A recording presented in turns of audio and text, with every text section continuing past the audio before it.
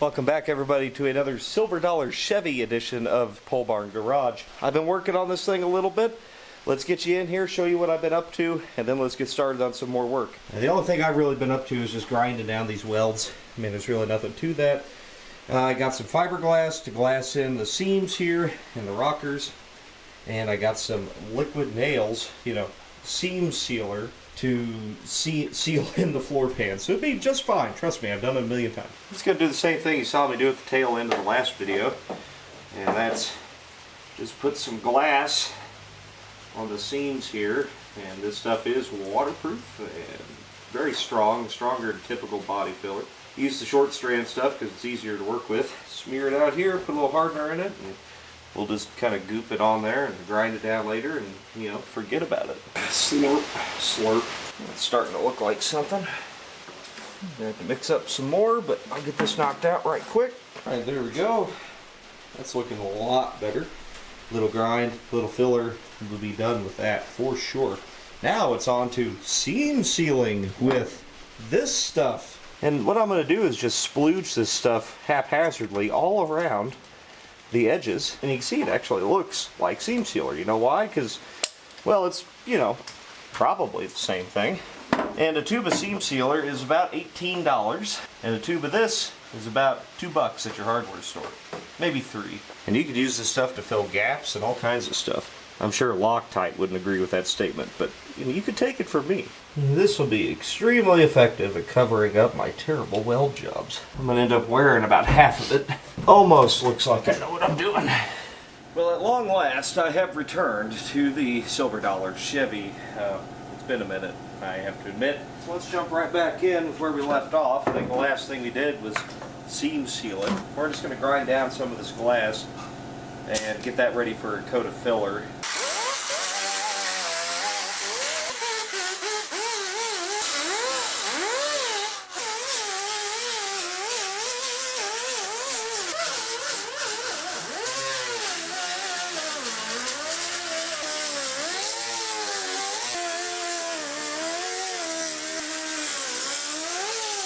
So the fiberglass filler here is your secret to being able to use body filler effectively. Without this, body filler will crack and fall off and do all the things that, everybody says, oh, it's got Bondo in it. Okay, yeah, no. You put down a layer of short strand fiberglass and then adhere the body filler to it, it's going to hold up for a long, long time, all right? I mean, that is reinforcement. You can't just put body filler over something. You have to have a reinforcement. Unless it's very thin, but in here, we're filling at least 1/8 of an inch at the end of the day. We need that reinforcement. Alright, now it's time to put some filler over this, and I've blown it off with the air gun. And the filler I like a lot is U-Pole Gold. Another good one is Evercoat Rage or anything like that. Not your bottom of the barrel stuff. Go like one step up, which is what this is. The worst body filler on the face of the earth is Bondo, actually. That stuff is Pinhole City if you smear it on, and anybody who's used it knows what I'm talking about. I like this stuff. It's very durable, and it goes on like icing. It sands, it goes on really smooth and light. Spoon some out onto my mixing board here. So every filler comes with a catalyst, of course. It's like a nickel size spot for every dollar bill sized filler. Maybe it's a quarter. I don't remember. There's some old school saying for it. I just kind of poop some out on here and just kind of, there, that's enough. 99% of the time that works just fine. That 1% of the time really sucks. There ain't no science here, okay? You try to get all engineering about stuff. No, that's not how this works. God, I love the smell of body filler. I mean, it just reminds me of being a kid and Dad working on stuff. Always spread in the same direction, whatever direction that is. Just pick one. And then make sure you finish off going the same way, otherwise you'll end up with air pockets and stuff like that. And yes, you put it on a little thick. It doesn't, it's a Bondo bucket. No, it's not, alright? You sand it off. 90% of the stuff you put on here, you sand back off. But you got to put it on first. I'm just going to try to blend that glass in. This being the inside of the truck does not need to be perfect. We're ready to sand this mud here. You'll see that with some 80 grit, this stuff sands really easy.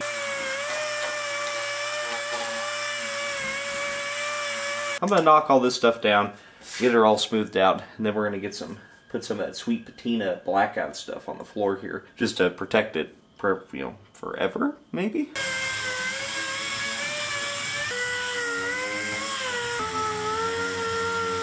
Well, I got all the mud knocked down and kind of feathered in. It's not perfect, but it'll work. And I think I am going to cover it with sound deadener anyway, but this is kind of just in case I change my mind.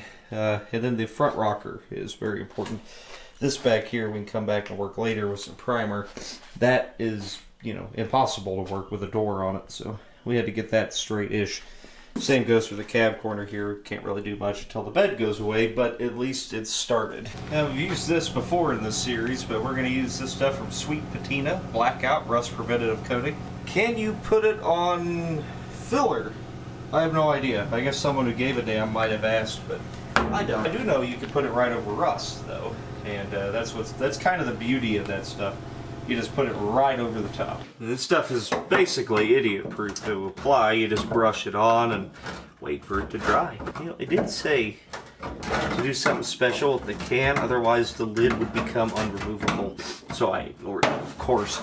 And now the lid is unremovable. What? Who would have thought? Turns out you should really pay attention to that, because this just turned into a one-time use can now. I have significantly butchered it. Let's get her brushed on here with the old Dollar Tree paintbrush. It's going to look incredibly nice and then get immediately covered up. It does not stick to liquid nails. That's what I'm here for, is to answer the hard questions like that. I just kind of dumped it on the floor here, smearing around, you know, trying to be efficient. It does cover filler relatively well. I did learn that. And there we go. That looks very nice, actually. In fact, it looks excellent.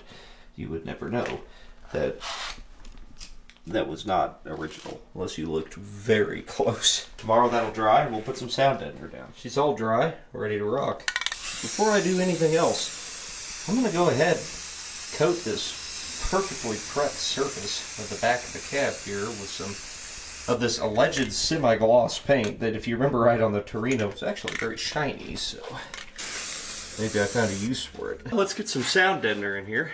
And what I've chosen for this was the cheapest thing I could find on Amazon, which is Suffer and Succotash Silas. It's got a cat on it, so it's probably good. Basically, you just peel it off, stick it down. And I did buy a little cheapy roller thing here to help roll it on flat. I normally don't do that, but, you know, really, we're going above and beyond here. Kind of like if you lay tile in a house or something. I always start in the middle and then work my way out. Does it matter? No, because it doesn't show. But still, man, it's a big piece of butyl, I believe, is what this is, basically. One thing to watch out for, of course, is your seatbelt holes and stuff. Don't cover that up, or it becomes very hard to find once this is over it. And you roll out these little divots here until they're smooth. That's how you know it's adhered. Next, you know, I better get the seatbelt bolts and put them in here so I know where to cut around. That would be the smart thing to do. Am I smart? No. Work you down to here, and now I can see where the bolt is at. Tear a hole around it. There's no reason to be pretty, because it's A, underneath the seat, and B, we'll be putting a rubber mat back down. Roll, roll, rollin', rollin', rollin', rollin', rollin', rollin'. Well, I'll continue doing my best Fred Durst impression here. And you guys just hang on. This is going to look really nice here in a minute.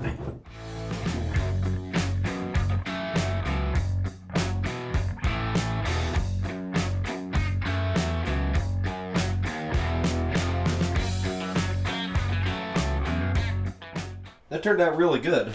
I mean, look at that. You'd never know this thing is actually a complete pile of garbage. So I got this rubber floor mat from LMC Truck. Would you believe that this actually costs more than carpet? That's exactly the opposite of the way it was when you bought these trucks new. Of course, the rubber mat was cheaper. We're going to put this in here, not because I want to leave it in there permanently, but I need to know where the dimmer switch goes. The way these go in is with these little rubber plugs into holes there. However, with the new floor pans, they have all but that one has mysteriously disappeared. So I'll line that one up, and you know what? I don't really see why I couldn't just leave the thing in here. I mean, hell, it's rubber. Just clean it off, right? Let me get this scooched up in here. And then I'm just going to shoot that dimmer switch down with a couple of self-tappers. It looks like the holes in the back here are for the seat bolts. This is looking fantastic, actually. We have to go on a fishing expedition for the transfer case shifter. We're installed here. Man, I got to get a new shifter boot for that. I can't find the four-wheel drive shifter boot thing. I said, well, I'll just look it up and buy one. $40 for the piece of rubber for it. So I'll be looking some more, and I hope I can find the damn thing, because holy cow, we got to pay that. Gonna lose the shop. Our floor is now done. Like, actually done. I'm gonna go ahead and completely refurbish this steering column. Oh, I'm just gonna hit this with a little 180. Just to rough it up. They are metal, so easy enough to do. Completely refurbishing this. I mean, I'm putting new bearings in it, all new switches, everything. Ignore the fact that the ignition switch just turns. You know, it doesn't even, you don't even need a key for this. It's keyless. Rebuilding. Fully rebuilt. Rotating jig.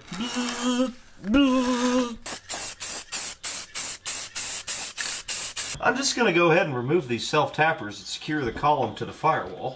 I think we're ready to pop the column out of here, and yes, I should probably put a rag joint in it, but we'll see what it looks like. Sometimes these things can be a real bear. Time to go. You've been a good column. We'll keep you around. We'll fix you eventually for something else, but for now, it just makes more sense to replace you. I'm sorry. I know, it hurts. Hey, it's okay. Well, after some brake clean, I've determined that it is totally fine, and I'm going to use it.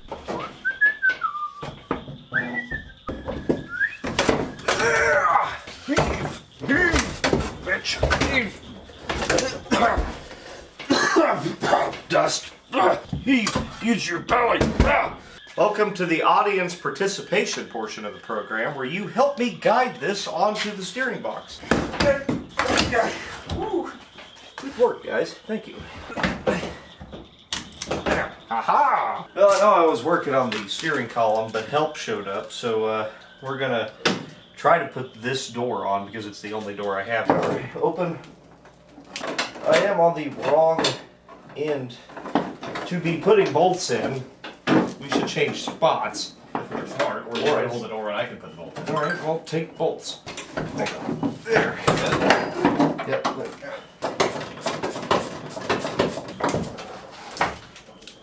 Nope. Before I get the hammer out, I guess we'll see if we can adjust the door. I was just up. about to say, should I? Bolts here will adjust the door up and down. Maybe we try to max them out and just see. Who would have thought? Yeah, it's already smashing the rocker down, so that helps. Well, that's the beauty of the Taiwanese metal. Yeah, literally that little bit dented that. Exactly. It won't take much. Houston, we have a problem. Door, no fit. Old door fit, but old door was missing most of it from about here down. I suppose the smarter thing to do would have been to fit everything with this door. In hindsight, should have done that. Can't do anything about it now. There's no use crying about it. So the only reasonable thing to do is beat the hell out of it. I will now gently massage the bottom of the door as well. Then I do it anyway.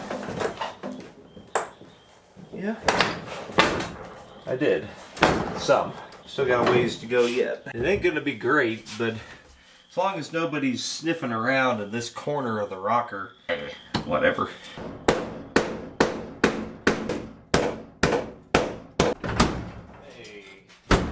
Better. Just barely rubbing on it now, although the door needs to come down some, but not too terribly bad. Well, it ain't good, guys. I had to significantly persuade it, and now it does kind of fit. The body line's not great, but I think I can fix that just by a little bit of just kind of hang on it. When I put the rocker in, I had the old door on, And I was using the top of the window here as a gauge to figure out if it was going to fit. Well, the top of it looks pretty good. Down the side looks pretty decent. On the bottom, not at all. I did get the column installed, so that's good. Yeah?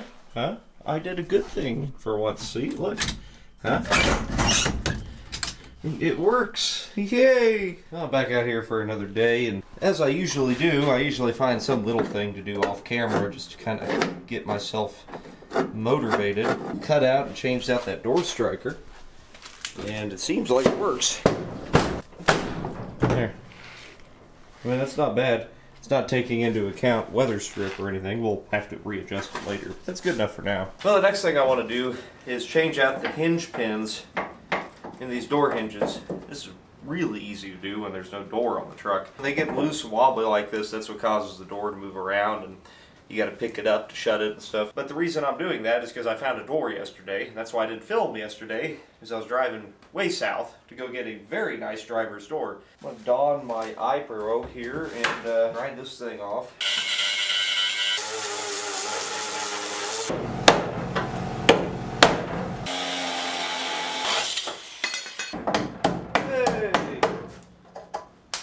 Got it. I'm going to drive the bushings out of it. Then we'll put new bushings and a new pin in there. And we'll call it a day. Well, not really. Now we can go ahead and tap in our new bushings. These upper hinges are the ones that have the bolt that comes from the inside of the truck out, which is why I'm not taking it off to do this or just replace it with a better one. Put our new pin in through the top here, drive it straight down, just like the original was.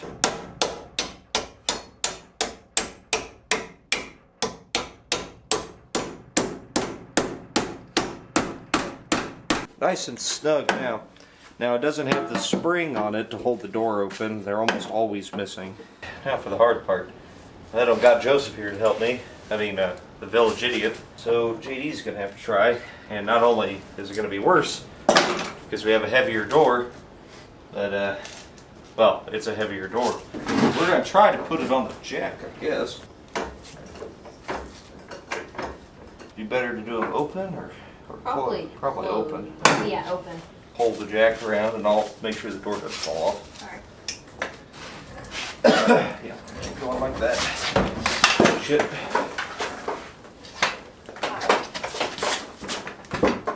All we gotta do is jack it up about 7 more feet. Alright. Damn, it's close. Give me just a little more. Up. Yeah. Try to get one on the bottom if you can. Alright, well you got all the bolts in. Guess we'll see if we have the same problem. It's high in the back, which probably means it's the hinge. It fits way better than the other side. Well, it did.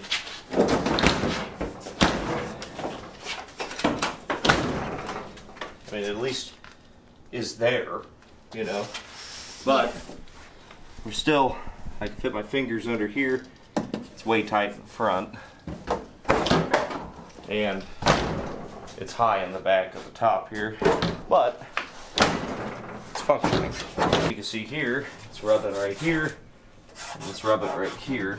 Do the same thing we did on the other side, where I will gently persuade it.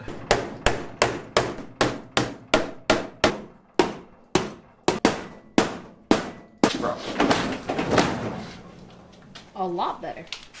That's pretty good, Yeah, actually. Yeah. It's not bad. It'd be cool if that, maybe we could adjust the striker down a little bit. It's about as crappy as they fit from the factory anyway. My grandpa used to say, what makes a good carpenter good is covering his mistakes. I'm going to try to adjust this door striker down a hair.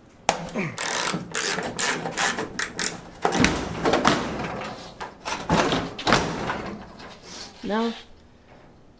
No, it needs to come out some. You can see here. Yeah, It out needs to come out and down. Down Not just a much little bit. more, but a little bit more. This is the only thing that bothers me right here. I can butcher everything else. I mean, fix. So we've removed the door striker here. That way we can just freely move this thing about. And that's already better. Wow. Yeah. I can get that closed up here, but then we're way off here. It's tied up here. I don't mind hitting that edge with a grinder and open that up a little bit. Anything becomes a dolly when you're lazy enough. That's a lot better.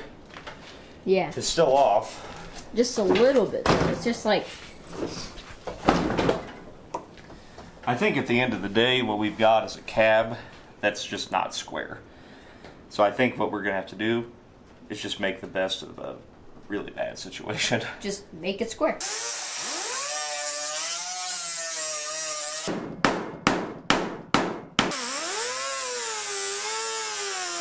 See if that did anything.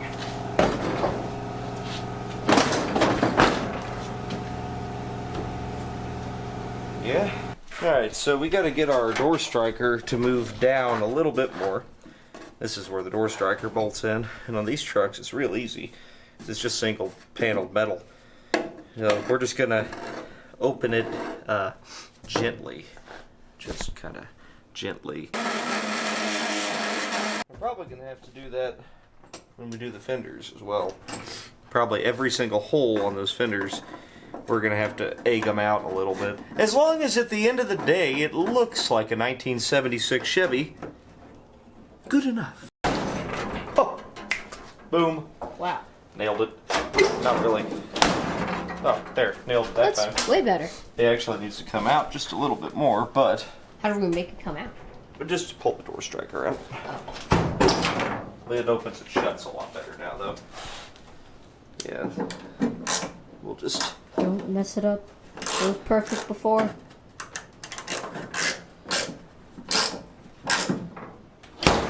No. That was perfect. What? Why? Too far out?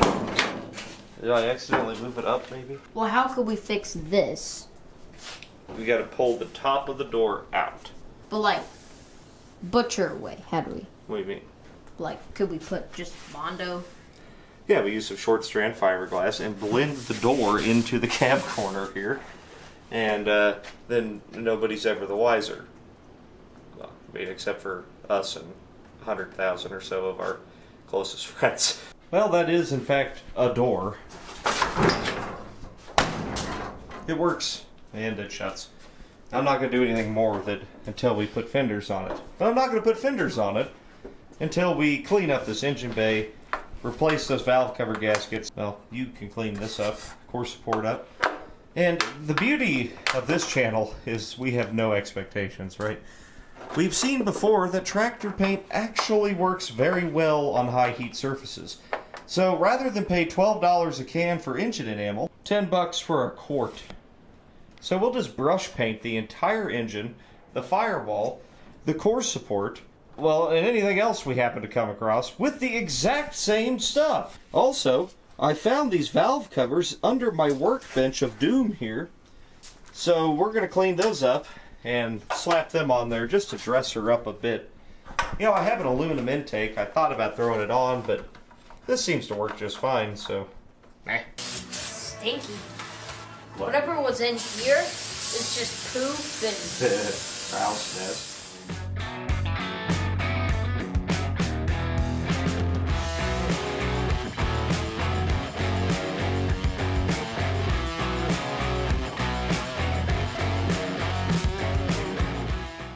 Well, it's clean-ish. I mean, clean enough for tractor paint. The engine is likewise. Now, the valve covers are terrible, but we're going to be replacing those with those chump-ass things I found under my workbench. I've got gaskets setting up on them right now. Look at that, cross flags, because it's a race car or something. And that is actually what we used on the Holy Coats floor pans, what, a year ago now? More? I would probably start from the bottom up. Yeah. That way you're not working with it dripping on your head. Yeah. Don't let me forget to do the bushings. We can do them after you paint it, though. Alright. Just don't let me forget. I Or I won't. will. Now, I know we've all seen those poser YouTubers that always say they're, you know, doing rebuilds and stuff on engines, you know, with spray paint and stuff. Really, I mean, maybe it's just me personally, but I'm kind of sick of seeing all that half-assed work. I mean, why would you do that when you could brush paint it instead of spray painting it, you know? Brush painting, yes, it might take you 2 seconds longer, but it is, of course, the right way to rebuild your engine. Oh, yeah.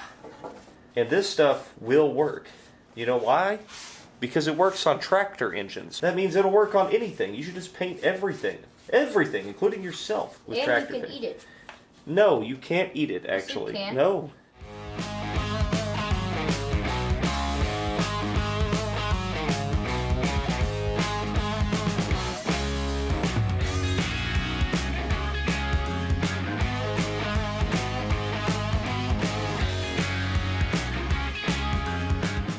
Look at that brand new motor. We'll throw our cheese ball valve covers on there and that'll be done. This looks great. All of it inside and out is painted. We'll touch some things up later on, but at least the bulk of it is done. So now we'll let this dry and we'll probably come back to it tomorrow, throw those valve covers on, and maybe try to stick a fender on it. Well, after a day or so of drying, this looks great. JD's gonna help me pop off these valve covers. We'll finish our sprucing of the engine. Look how good that intake looks with like zero effort at all. Get my side off. Let's see how she looks inside. Well, that looks remarkably clean in there. Like the valve stems are nice and proud still. They're not all mushroomed out. Inside of the valve cover is clean enough to eat out of. There's the leak right there. It had a torn gasket. Those are old and brittle. I mean, it may have been gone through. Would have been gone through a long time ago, but Yeah. they may have been gone through. Well, they look decent on there, actually. You can't even tell how stupid they are. But at least when you pop the hood now, it'll, I don't know, looks like something, right? Yeah. I believe our next step here is going to be to try to throw some core support bushings in it. Ah! Oh. I needed a refreshment. Thank you. Yeah. Well, you know, it's probably might have been time for some new ones. Now, the bushings I got in this bushing kit, well, they're not labeled. And none of them really look like these. These kind of do, I guess. About the same thickness. Let's just put it in. Sandwich it with another bushing on the bottom. Anyway, I'm going to rinse and repeat on the other side. That's going to pick this whole front end back up, you know, like back where somebody thought it should be anyway. Well, I got that side just kind of hand started. Before I go tightening it down or anything, I'm going to pop this side out. I'm surprised that other one unbolted. I will be more surprised if this one does. Boy, this thing needs springs really bad. Guess what it's not gonna get? Ow. I'm gonna try to get this off. And if I come back with a Sawzall, you'll see it. You could probably guess how well that was going for me. Ah. Hey, easy. Next step is to get these inner fenders stuck up in. These things are usually stamped out by people who might have saw a picture of them once. Fortunately, there's not really any other options. You can make them work though, you just gotta be patient. Now loosen the core support. What is the deal? They don't move no more than that. Oh, I can get it now. Boy, this is it's gonna be an interference fit. I'll drive that sucker in there sideways. You know I'll do it. If I could just get one of these guys in, I'm gonna try to put a screwdriver in there and bend it, use that to align it. It actually seems to work. It's a little sideways. That's okay. Perfection. It's, yeah, or something. Now the others will easily line up. Fits just like it's not supposed to. Maybe if I tighten down this bolt, it'll line up the other one. Follow me for more good jokes. I'm gonna put a jack under the back corner of this and try to force it up The whole thing's just all kinds of cattywampus. For some reason, I don't think you're gonna find this in any restoration guides. But I'll be damned if it doesn't work. That's close enough that I can cross-thread it. That makes it good. Now I think I can get that inside bolt just barely. Alright, I'm gonna go ahead and throw the battery tray in it, and that's because that's what actually holds up the core support with the center fender. And then if I can get that positioned right, then maybe sort of the core support will be in the right spot. For the other side, you got your brace here, core support, center fender, then the tray, and it bolts in to this brace somehow. So it bolts in like this, and then this actually bolts to the fender of the truck. It actually seems like it lines up fairly well, which is a nice surprise. I actually realized if I put the battery tray in, I won't be able to get to the fender bolts down here. Not that they're going to fit anyway, but we'll just have to make do with the bracket for now. Wow, this fits better than the right one for the truck. What? Yeah, the holes are wrong, but that fits pretty good. The only thing that doesn't line up with the later model inner fender to the early truck is the core support. Holes, probably many other things that I'm not thinking of. But, for now, we'll deal with this. And what I'm going to do is just guess where these holes are and start drilling. So I'm only going to drill one for now just to hold it up. Right on the money. God, I'm good. Not really. You guess and half-ass things long enough, you get pretty good at it. That's good enough for now. We're ready to go ahead and stick fenders on this bad boy. Here we are back out here again, and let's try to hang some fenders on. Now, one thing to note, I did realize that the little inner fender clips, they do go on the inside of the fender. You can see here that they actually go on the inside lip of the fender. For some reason, my head is still stuck in car world where they go on the inner fender. Anyway, I gotta put those on. But before we really get started, it's worth mentioning that anytime you have a new piece of sheet metal like these fenders, they are razor sharp on the edges. So therefore you should always wear hand protection gloves while handling them. So anyway, let's just go ahead and put them on. These are LMC's premium line of fenders. Okay, this is not their cheap stuff. They have a fender, it's like $90 for a fender, right? I'm just going to tell you guys, full disclosure, they don't fit at all, okay? Don't buy them. I will, that's how you know, you can trust me, all right? When someone sponsors me, I wouldn't even have taken them. These, on the other hand, are, I don't know how they fit yet, obviously, but, man, they're heavy. I mean, they are as heavy, if not heavier, than a factory fender. They are made out of good steel. Well, let's start with this side for no particular reason, but I'm already standing here. So I'm just gonna hang it up here and try to get it to slip over that inner fender. Oh man, it looks great. Well, it's only like 5 inches off. Oh. That's better. What's the hold up here? Well, 3 inches too short back here. Like I pick it up back here, there's a bolt that goes straight down, and if I put my hand under it, it's in about the right spot.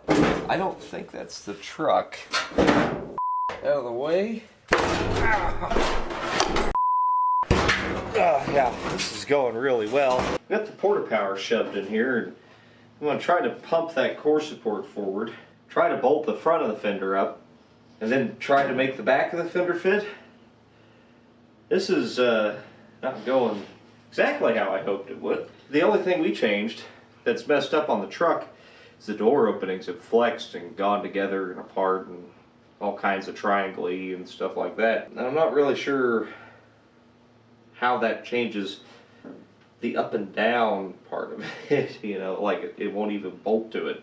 Alright, I got the front on. If I pick it back up, you can probably see, well, it kind of looks right, except for the 4-inch gap here. It's a little far away from the truck, but that's because this top clip here is hitting the A-pillar. You know, I don't mean to alarm any egghead bean counters out there in some corporate office somewhere. But we used to stamp these things in this country, and they fit. Isn't that weird how that worked? But, you know, we can't do that anymore. Okay, well, yeah. You know, it fits like a glove. You can tell the thing's running hardcore uphill, and if I pick it up, well, like that, well, it's still not good. It's still running uphill. So the only thing I can think of is that I've ran into this on every one of the cheaper fenders too. And I swear to God, the things are stamped wrong. I don't know. You guys ran into it? Let me know. What I'm going to do is pull this core support bushing out, drop this side of the core support, and see if that makes it level out. Pulled the core support bushing, and look, it's level. Isn't that crazy? It's like it just doesn't fit at all. So, hold it up here now, and I can work with that. I mean, that's a usable gap there. I could adjust the door a little bit, get a 1/4 inch here, pull the fender back a little bit. We pick it up. It actually overlaps the A-pillar now. Holy cow, man. I hung this side on just to eyeball it, and it fits fine. It doesn't have these same issues. I mean, I don't know if it fits fine, but it definitely fits better than that one.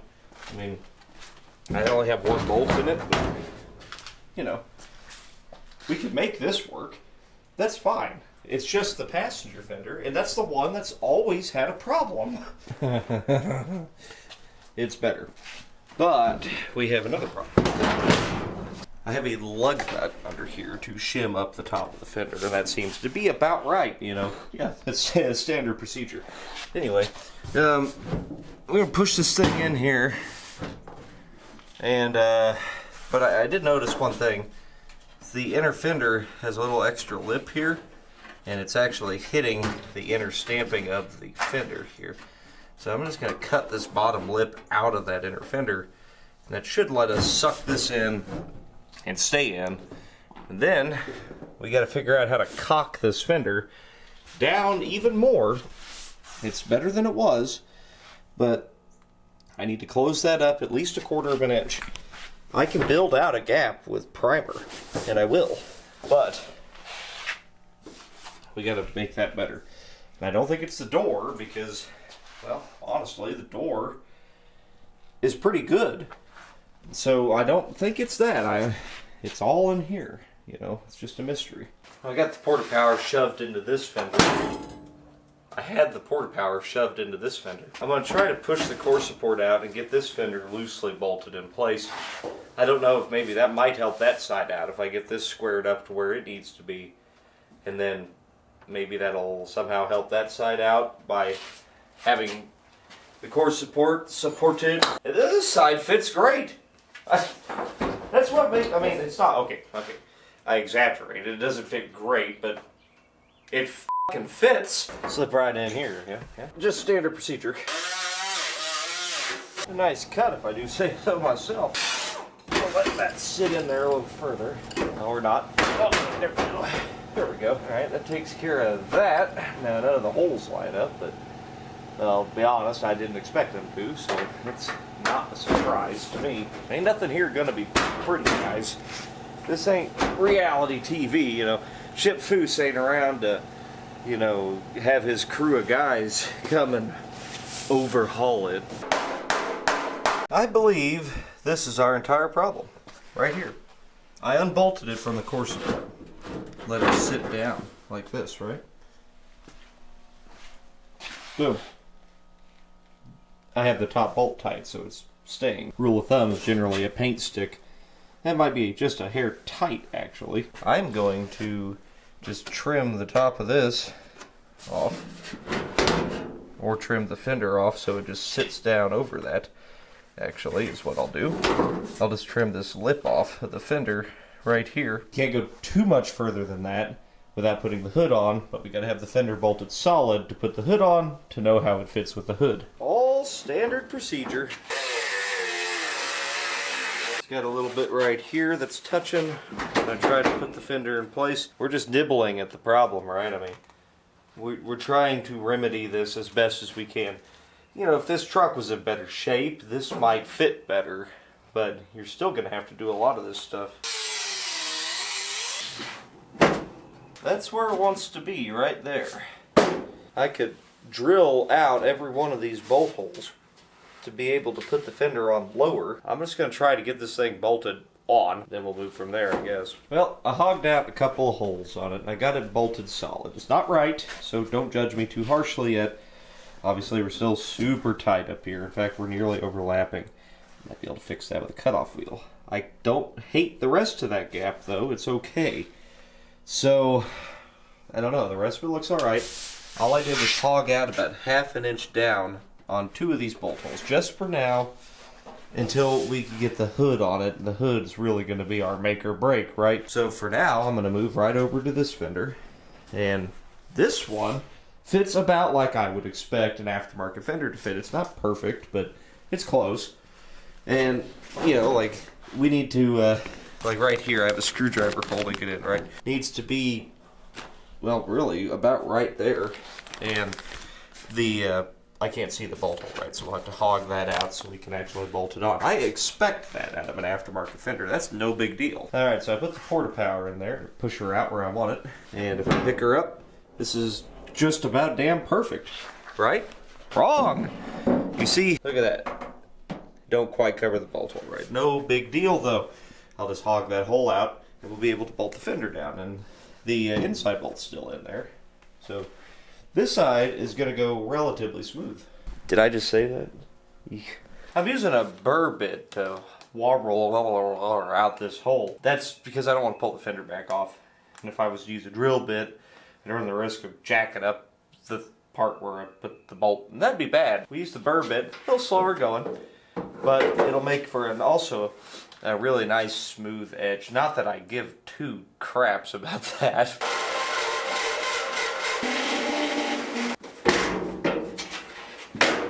Beautiful. I can work with that all day long. That's really nothing. Except for this. See how that's further back on the A-pillar?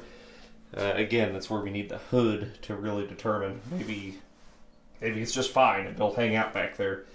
Or maybe the hood will end up being over here or something. You know, who knows with this stuff. You can see, you know, standard procedure. Just turn it literally into an egg. We'll now proceed to jam every single body shim I could find under this to lift it up the required 11.7 inches it needed. And it still needs more. God, maybe I should have just put a lug nut under it. I was trying to do it right. I swear I'm not always this way. Just most of the time. Take a looky there, huh? This one fits pretty damn good. At least here, anyway. It doesn't necessarily mean we're in the clear, but after shoving literally every single shim, washer, and whatever else I owned behind a few of the bolts, it does seem to fit. Way better than that side. At least I didn't have to cut anything up or anything. Now we do have that problem. Maybe that's because it's the wrong inner fender. I don't really know. Thought they were the same in there, but I'm just gonna ignore it because that's on the inside and that doesn't count. As for this side, I don't like it. See how close that is, but we'll have to find out later. So I'm gonna paint these hood hinges up. That's probably gonna be the last thing we do while we wait for them to dry. But look at this. So I bought this like random. This stuff is, I don't know, it was on clearance at my local hardware store. This stuff's like chrome. It's freaking crazy. I don't know. Just wanted to show that. Anyway, I'm just cleaning up these hinges on my workbench here. Get them ready for paint, you know. Nice and prepped. Problem with hood hinges is everybody sprays them down with lubricants and stuff like silicone lubricants. And that pretty much means paint will never stick to them if you don't address it.